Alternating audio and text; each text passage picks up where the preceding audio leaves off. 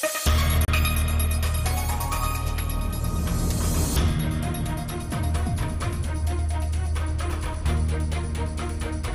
la une ce soir, la restructuration de la cité scolaire de Bainbridge. D'ici 2025, le plus ancien complexe dédié à l'enseignement sera totalement rénové et conforme aux normes parasismiques. Le président de région s'est rendu sur place pour constater l'avancée des travaux. Et la ministre de la Santé confirme son engagement d'allouer 20 millions d'euros supplémentaires au centre hospitalier de Pointe-à-Pitre-Abîme. Une annonce faite lors des questions au gouvernement au Sénat. L'enveloppe devrait servir à l'acquisition des équipements nécessaires à la remise en état au plus vite de l'établissement. Et focus ce soir sur la société Pinot, spécialisée dans la construction de bateaux. Après avoir été liquidée en 2013, les fils de l'ancien gérant ont décidé de reprendre la barre de l'entreprise et signent ainsi le retour de la construction navale à Goyave. Et à l'école maternelle de Dugommier à Trois-Rivières, on bouge, on rigole et on joue durant les vacances de carnaval. Un accueil loisir sans hébergement était organisé pour les plus jeunes. ATV Guadeloupe y était aussi. Bonsoir et bienvenue sur ATV Guadeloupe. Construite dans les années 70, la cité scolaire de Bainbridge est sur le point d'être totalement rénovée. Lancée par la région Guadeloupe en 2015, l'opération de restructuration et de renforcement parasismique devrait s'échelonner sur 7 ans. La fin des travaux de la première phase est prévue au mois d'avril 2018. L'occasion pour le président de région d'effectuer une visite de chantier. Reportage Yvan Lemar. Les travaux de la cité scolaire de Bainbridge, commencés depuis 2015, sont divisés en 2 tranches. La première consacrée au lycée de Bainbridge et l'autre au lycée du Chevalier-Saint-Georges. Le coût global de l'opération, LGT et lycée Chevalier-Saint-Georges, c'est de l'ordre de 170 millions. Ça, c'est le budget prévisionnel initial. Pour la partie LGT, nous sommes à 103 millions, sans compter des travaux supplémentaires qui vont advenir pour des travaux non prévus initialement. Les travaux se déroulent en plusieurs phases pour permettre une occupation progressive des nouvelles constructions. Nous sommes, pour la première tranche, le LGT, dans la première phase, c'est-à-dire toute la partie enseignement, logement de fonction et interne. La deuxième phase va consister en la construction et surtout la démolition de bâtiments au mois de juillet-août. D'abord précédé du désamiantage, puis de la construction de bâtiments pour les classes préparatoires, d'un bâtiment centre d'examen, puis ça va se poursuivre par le restaurant scolaire qui est pour les 3 établissements, LGT, Chevalier-Saint-Georges et Jardin d'essai, les gymnases, la piscine et le terrain de sport. Une organisation a été mise en place pour que ces travaux puissent se dérouler sans incidence sur les sites occupés par les élèves. Nous devons faire des opérations tiroirs. C'est pour ça qu'on a commencé par la partie arrière de l'établissement, là où il y avait les équipements sportifs qui ont été démolis. Et là, actuellement, nous sommes en phase chantier. Nous allons livrer au mois de mars, fin mars, début avril, la partie logement de fonction. Au mois de juin, la partie internat. En février 2019, la partie enseignement. Et les travaux vont se dérouler tout au long de l'année sur plusieurs phases également pour cette première tranche jusqu'en 2025. Au total, 15 bâtiments de 4 niveaux maximum et une piscine seront construits sur 12 hectares. Cette cité scolaire aura un internat de 231 places et pourra accueillir 1900 élèves. Et la région devrait encore mettre la main à la poche pour d'autres chantiers. Lors de ses vœux aux forces vives, le président Harry Chalus avait annoncé que la région passerait la surmultiplier pour changer le visage de l'archipel. Quels sont les grands projets qui sortiront de terre au cours de l'année 2018 ? Yvan Lemar lui a posé la question. On regarde son reportage. En 2018, plusieurs projets régionaux seront lancés ou arriveront à une étape importante de leur construction. Nous avons des attentes de la population, notamment la reconstruction de cette cité scolaire de Bainbridge qui avance très bien. Nous avons aussi la reconstruction du lycée de Richeval, où les jeunes étudient actuellement dans des algécos, ce qui n'est pas normal. Donc nous sommes sur le terrain pour pouvoir reconstruire ce lycée. Nous avons des travaux notamment du marché d'intérêt régional qui avance très bien aussi. Parmi les secteurs prioritaires, le réseau routier et les transports. Nous avons des chantiers qui sont importants, l'échangeur aussi des abîmes pour desservir le nouveau CHU. La région a investi à hauteur de 15 millions d'euros. Le boulevard de Jarry, les travaux vont démarrer d'ici 2-3 semaines. Le grand boulevard pour plus de 3,5 millions. Le désenclavement des routes de Jarry, le bus des mers, les appels sont lancés que nous espérons d'ici les mois à venir mettre en place permettent quand même un déplacement entre le Gosier, Pointe-à-Pitre avec des arrêts, et par la suite Petit Canal pour lui et Sainte-Rose aussi vers le centre de la Guadeloupe.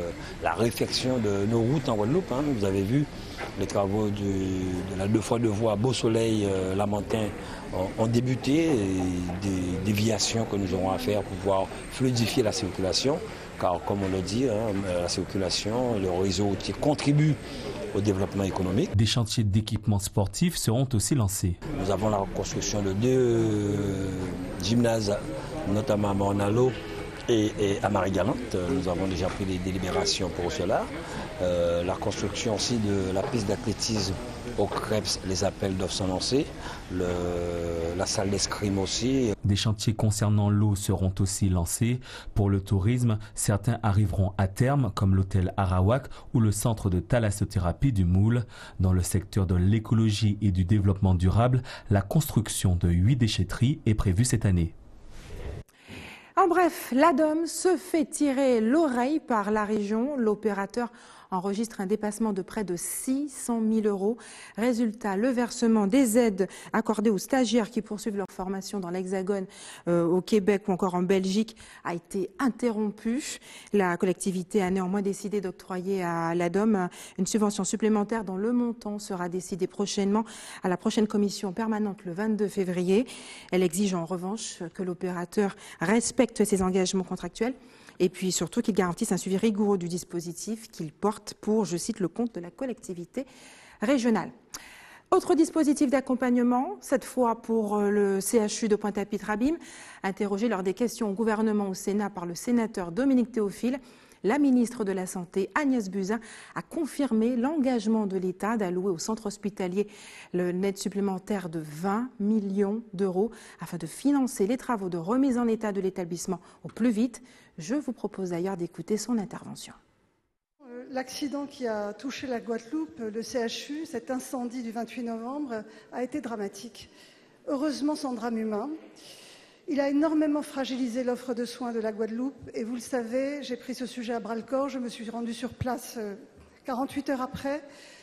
Je tiens d'ailleurs à souligner l'extrême sang-froid des professionnels de ce CHU qui ont évacué la quasi-totalité du CHU sans blessés, à la présidente de la SEM, Madame Suzy Duflot, qui opérait pendant que la fumée envahissait son bloc opératoire, au directeur, Monsieur Thépeau, qui met tout en œuvre pour remettre en état ce CHU. Nous avons fait livrer, vous le savez, un hôpital de campagne, un hôpital militaire, mais il faut évidemment que les finances soient au rendez-vous et nous sommes là, nous y travaillons. J'ai décidé d'allouer au CHU de la Guadeloupe 69 millions d'aides exceptionnelles en 2017, soit 20 millions d'euros supplémentaires que le montant déjà perçu en 2016, qui était déjà à un niveau très exceptionnel. Ces 20 millions d'euros supplémentaires permettront d'acquérir sans délai les équipements et prestations de travaux nécessaires à la remise en état et notamment l'achat ou la location de blocs opératoires. Par ailleurs, je suis en mesure de vous confirmer que, tout comme en 2017, les aides en trésorerie continueront d'être mensualisées en 2018. Enfin, je souhaite que les Guadeloupéens retrouvent rapidement une offre de santé à la hauteur de leurs besoins et l'activité normale du CHU. Et donc, je souhaite que ce CHU soit remis en état en attendant la livraison du nouvel hôpital en 2022. Vous savez que les marchés publics ont été lancés. Il s'agit d'un investissement massif de l'État pour 580 millions d'euros. Le nouveau CHU sera livré en 2020. Vous pouvez compter sur mon entière détermination pour la santé des Guadeloupéens. Je vous remercie. Et puis maintenant, parlons d'un problème sanitaire en Martinique. Les habitants de Grand-Rivière n'ont pas d'eau dans leur robinet depuis maintenant une semaine. Un calvaire pour les familles, mais aussi pour les professionnels du tourisme. Reportage Sandrine Claude. Linge ou encore ustensiles de cuisine. Depuis presque une semaine, c'est à la rivière que les habitants doivent accomplir leurs tâches ménagères. Beaucoup sont habitués, ils prennent donc leur mal en patience. On m'a montré comment doser avec un peu de javel et puis le comprimé pour purifier. Je peux me laver, je peux faire la vaisselle, donc ça ne me dérange pas du tout. C'est pas moi qui gagne pour l'auto, monter à des boutiques grosses salles. Parce que c'est pas jodi, ni problème gros rivière. Ce n'est pas le cas d'autres riverains qui sont eux totalement excédés. J'ai reçu 11 bouteilles d'eau 5 jours après, venant de la municipalité, je suppose, ou des SMD, je ne sais pas. Et depuis, aucune information. Ce que nous demandons, c'est d'être informés sur l'état de l'eau. Ils nous disent que l'eau va revenir. Oui, elle va revenir, mais est-ce qu'elle sera potable? Entre-temps, on fait quoi? On donne quoi à nos enfants? C'est ce qu'on demande. C'est la rivière elle-même qui serait à l'origine de cette coupure. Car voici son état il y a encore 2 jours. Un phénomène qui inquiète certains. Un collectif a même vu le jour. Nous constatons qu'autour des rochers qui sont dans le lit de la rivière, il y a un dépôt d'une matière jaunâtre. Alors ce que nous demandons avec insistance, c'est qu'il y ait des prélèvements et une analyse de fait de manière à ce que les riverains soient informés des raisons pour lesquelles l'eau a cette couleur jaunâtre. Pas une goutte non plus dans le robinet de ce restaurant qui a dû fermer ses portes. C'est une gérante à bout que nous avons rencontrée. C'est la semaine qu'on ne devait pas rater. L'hôtel était complet sur toute la semaine, complet depuis déjà plus de mois. Il a fallu annuler ses réservations à la dernière minute et parfois avec des problèmes de relogement. J'ai 8 personnes, 8 salariés à temps plein qui sont en chômage aujourd'hui, enfin qui ne travaillent pas. Je ne sais même pas si je dois les mettre en chômage technique ou autre. De son côté, la municipalité assure être sur le qui-vive. Une cellule de crise aurait été mise en place. Ils nous ont livré des citernes tout de suite qui ont été alimentées par les sapeurs-pompiers en permanence. Et ça, c'est de l'eau potable au départ, contrairement à ce qu'on a entendu. C'est de l'eau potable au départ, mais ayant transité dans la citerne des pompiers et les citernes de distribution, donc elle n'était plus potable. Il a été décidé de distribuer des packs d'eau à la population, chose qui a été faite mardi après-midi. Effectuée ce matin, une opération de déblayage menée par les équipes de la SMDS devrait permettre un retour à la normale en cours de soirée. Et c'est l'histoire d'une entreprise familiale qui force le respect et l'admiration, celle de la société Pinault, constructeur de bateaux à Goyave. Après avoir été liquidée en 2013, les 3 fils de l'ancien gérant décident de reprendre la barre de l'entreprise. Linda Kayarsi, Patrick Curie et Moïse Dexter sont allés à leur rencontre. On regarde. À seulement 19 ans, Lionel est co-gérant d'une entreprise de construction navale. Aux côtés de ses frères, il a la lourde tâche de relancer l'activité familiale, liquidée en 2013. Moi, depuis petit, je suis avec mon père dans l'atelier. Je l'aide à faire ce qu'il a à faire dans le métier. Donc lui, c'est plus la construction. Moi, c'est un truc qui m'a intéressé depuis mon jeune âge. Donc on construit les bateaux. Et niveau la mer, plus la voile aussi, des trucs comme ça m'a toujours plu. Lionel s'est lancé dans cette aventure de reprise en avril 2017. Une aventure navale semée d'embûches. L'étudiant en bac pro maintenance nautique a dû faire face à l'ouragan Maria qui a quelque peu ralenti l'activité. La reprise était un peu difficile. Et après, il n'y avait pas beaucoup de boulot.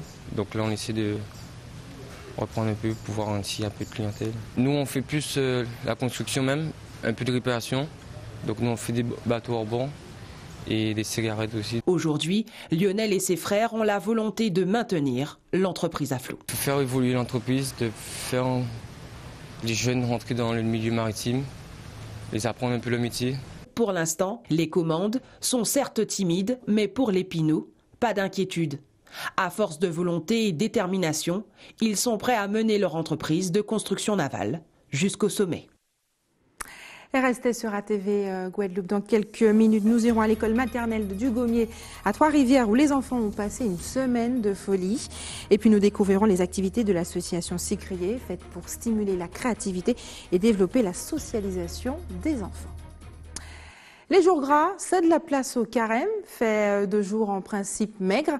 Quelle place accordez-vous au carême? Nous avons souhaité le savoir. On écoute vos réponses recueillies par Patrick Curie aujourd'hui et Moïse Dexter. Je suis catholique, je respecte le carême. Il faut s'adapter. Quand on est chrétien, on suit la tradition. C'est le poisson, la morue, les oiseaux. Je ne connais pas de carême, moi. Parce que moi, je ne suis pas catholique, moi. Je suis chrétien rasta. Je ne connais pas rien de carême, moi. Je n'ai pas l'habitude de faire carême. Parce que j'étais en métropole, je ne faisais pas carême. Je ne fais pas de carême. Pourquoi? Parce que j'ai pas envie. Le carême, c'est très important parce qu'après justement avoir bien fêté durant le carnaval, il est important de se recentrer sur soi et sur ce qui est important. D'être avec soi-même et être avec Dieu.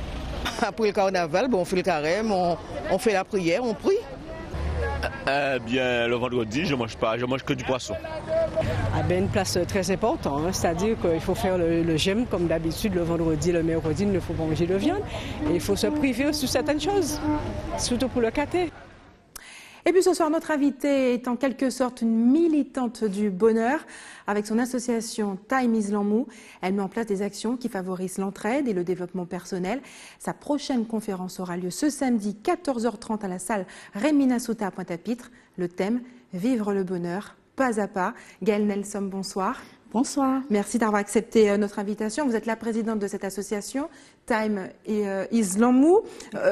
C'est un petit peu un jeu de mots avec le temps c'est de l'argent, mais là c'est de l'amour en fait, le temps c'est de l'amour. Peut-on apprendre à être heureux? Oui, on est convaincus aujourd'hui qu'on peut apprendre à être heureux. C'est un état que l'on entretient. Notre vision, c'est vraiment de dire que tous les jours, on travaille à entretenir notre bonheur par des méthodes et une philosophie de vie. Alors justement, ce samedi à 14h30, Exactement. vous organisez, mais pas animé, vous organisez une conférence à la salle Rémy Nassouta à Pointe-à-Pitre à 14h30. Oui. Comment celle-ci va-t-elle s'articuler? Il s'agit d'apprendre justement à être heureux.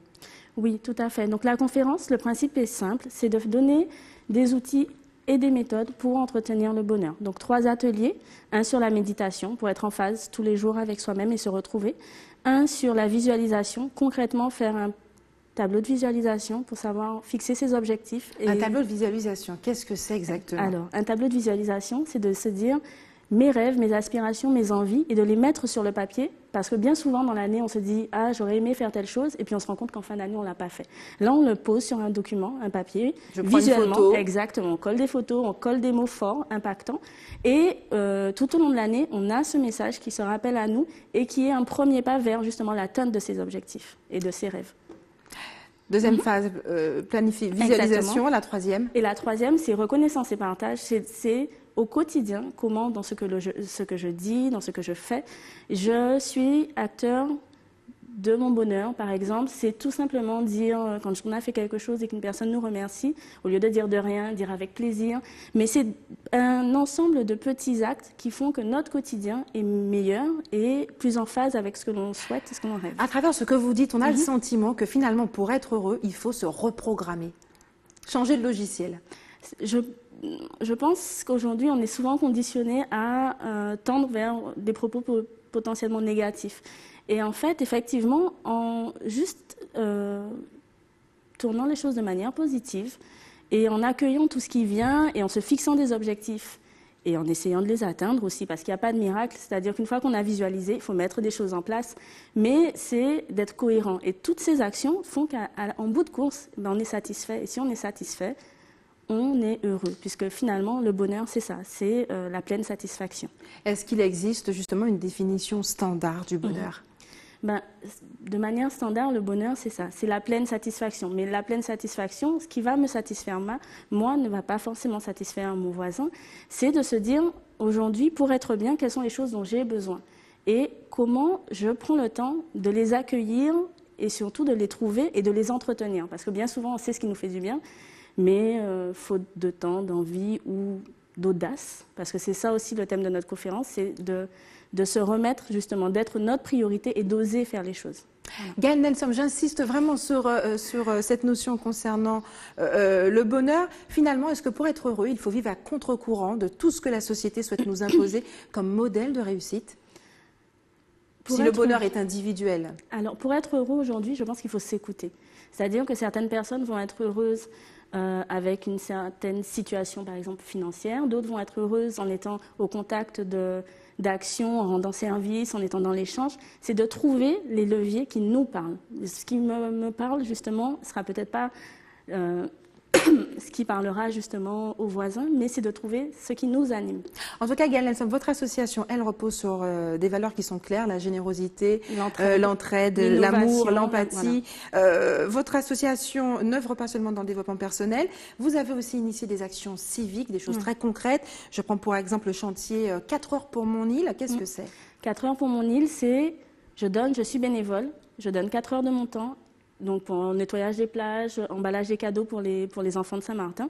Et en contrepartie, parce que aussi dans la vie, c'est ça, c'est savoir donner pour recevoir, c'est je choisis une activité culturelle. Parce que l'objectif aussi pour nous, c'est de mettre en avant les activités que l'on a sur nos îles. Donc, le bénévole, à la fin de son atelier, de son chantier de 4 heures, il peut choisir une place pour un parc, un musée ou une activité culturelle. Voilà. Avez-vous d'autres projets, justement, que vous souhaitez réaliser dans les semaines, mois à venir? Alors, on a plein de projets, ça c'est assez chouette. On envisage de faire un jardin partagé. D'ailleurs, on est en train de chercher un lieu pour pouvoir réaliser ce jardin partagé, pour pouvoir permettre aux enfants et aux plus grands de travailler sur nos terres, nos plantes. Ensuite, on envisage très prochainement de faire une bibliothèque humaine. Voilà. On en a plein d'autres, mais comme on l'avait dit pour les premiers chantiers 4 heures pour mon île, on essaye de les faire justement step by step. Pas à pas.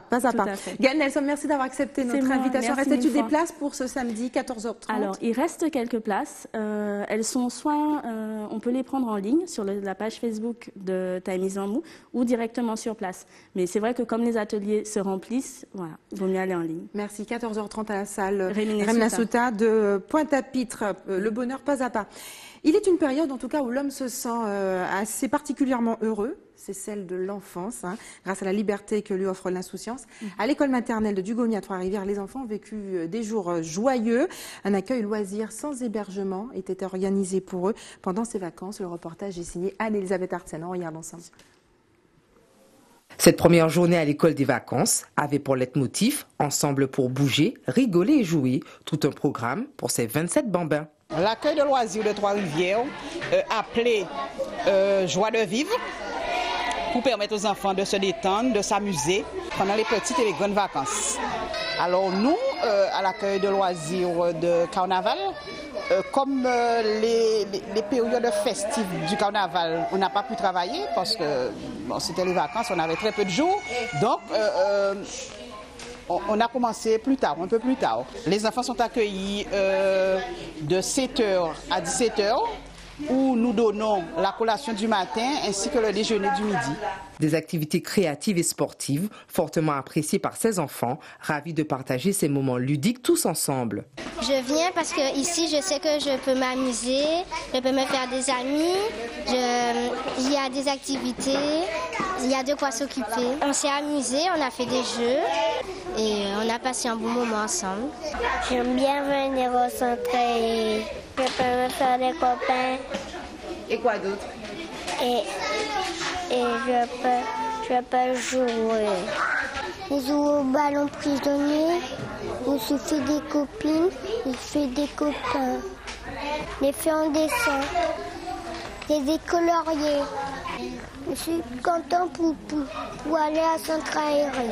Durant 5 jours, ces enfants de 3 à 11 ans profiteront également d'activités en plein air, comme une visite aux zoos ou encore des échanges avec le centre de loisirs de Saint-Claude, de quoi ravir nos petits vacanciers jusqu'au 21 février prochain. Et à Pointe-à-Pitre, un autre type d'atelier pour les enfants était organisé à l'école primaire Amédée Fangarol pendant ses vacances scolaires. Il s'agit du programme Titéat en moins, créé par l'association S'écrier. Celui-ci vise à stimuler la créativité et à développer l'expressivité et la socialisation des plus jeunes. Anne-Elisabeth Artsen leur a rendu visite. Exprimer leur émotion par la comédie, c'est l'objectif de l'association S'écrier et son petit théâtre. Ils sont remplis d'imagination, ils ont tout inventé. On leur a dit, bon, on va faire telle et telle pièce. Et bien, ils ont déjà monté une pièce eux-mêmes. Ils ont choisi leur costume, ils ont eux-mêmes inventé leur personnage. Après avoir inventé leur personnage, ils se sont mis en groupe. Et après, ils ont inventé leur scène. Faire du théâtre, c'est une manière de s'exprimer, de rigoler, de jouer. Enfin d'exprimer des sentiments. On a même fait des marionnettes. Aussi c'est très rigolo. Une prestation qui a ravi nos petits spectateurs, très attentifs durant la représentation. Il a fait beaucoup de rôles, c'était comique, c'était bien. Ils ont bien organisé dans chaque temps. Le spectacle de la danse était bien. Aussi, les parents sont venus. Aussi, Aussi, il y avait aussi des chips, des bonbons. J'aime bien venir au centre vacances avec mes copines. L'association Cicrier, créée en juillet dernier, accueille donc les enfants durant les vacances scolaires et les mercredis pour ces activités artistiques au cœur de la cité pointoise. Et nous partons pour la Guyane. À Sinnamary se trouve une maison de la nature, une véritable porte d'entrée qui donne accès à la diversité de la faune et de la flore guyanaise. Le reportage est signé Gaël Ouassim et Chris Laure-Phillips. La Guyane comptabilise 3 maisons de la nature. Nous avons été visiter celle de Sinnamary en bordure de la RN1. Charles Berger, garde littoral, nous explique quel est le rôle joué par cette structure à vocation pédagogique. La maison de la nature, c'est un espace d'accueil du public dans lequel on a des expositions temporaires et permanentes qui souvent sont des expositions naturalistes, des études en cours sur notre espace protégé ou simplement des expositions naturalistes, des collections. Par exemple, on a une exposition sur les poissons. Donc c'est des aquariums qui représentent les poissons principaux qu'on retrouve dans le marais. Ça peut être des planches photographiques. Et c'est aussi des explications sur tout ce qu'on fait comme activité autour de cet espace. D'accès libre, la Maison de la Nature propose de nombreuses animations, même et surtout pour les enfants. On a justement une exposition sur les Acacia-Mangium, une espèce invasive, on a nos poissons, on a les crânes, une manière d'aborder l'évolution en observant les crânes entre les carnivores, les herbivores, les rongeurs, les différentes tailles. Là par exemple, on est dans la salle Timoun, donc c'est une salle qui normalement leur est entièrement dédiée. Ils peuvent y faire de la lecture, du coloriage, des animations qu'on leur prépare pour... en physique, en chimie, pour connaître les éléments, des choses comme ça. Tatouiller dans l'eau pour découvrir des poissons qu'ils auront pêchés eux-mêmes et les relâcher après. Pour les naturalistes, les chantiers qui bordent la Maison de la Nature sont riches en faune et en flore. On est au bord de la route nationale, sur un milieu de savane, avec une partie de forêt sur cordon. Donc ces lieux communs, en fait, on y retrouve beaucoup de ce qu'on appelle les passereaux des savanes. Donc c'est des oiseaux chanteurs de savane. Si on aime les oiseaux, on aura notre compte en passereau. Et les horaires, c'est au lever du jour jusque vers 9h. Et à la tombée de la nuit, en gros de 4h30, 5h le soir jusqu'à la tombée de la nuit. C'est les horaires où ils sont les plus actifs. Après, il y a beaucoup de chance aussi. On a déjà vu le jaguar sur le sentier. On voit régulièrement le grand fourmilier. On voit beaucoup de faune finalement, mais il faut tomber dessus, c'est de l'opportunisme, puisqu'on n'est pas sur un système comme un zoo, où on met en place des systèmes d'appât ou de piégeage pour avoir des animaux. On rencontre aussi très souvent le singe hurleur sur ce sentier d'ailleurs, c'est un sentier qui est connu pour ça. Donc la loutre géante sur les parties nautiques. En général, les gens sont souvent contents de le faire, même s'ils ne voient rien parce qu'ils passent par beaucoup de milieux naturels. Vous l'aurez compris, la Maison de la Nature est une alternative ludique et saine pour occuper vos week-ends. Et c'est l'heure des informations pratiques. Maintenant, faites des réserves d'eau.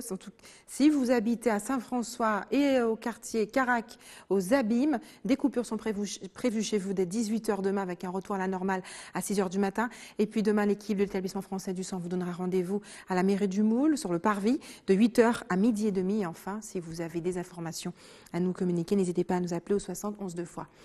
Voilà, c'est la fin de notre édition locale et régionale. Avant de se quitter, je vous rappelle les principaux titres de ce jeudi 15 février. Nous l'avons vu ce soir.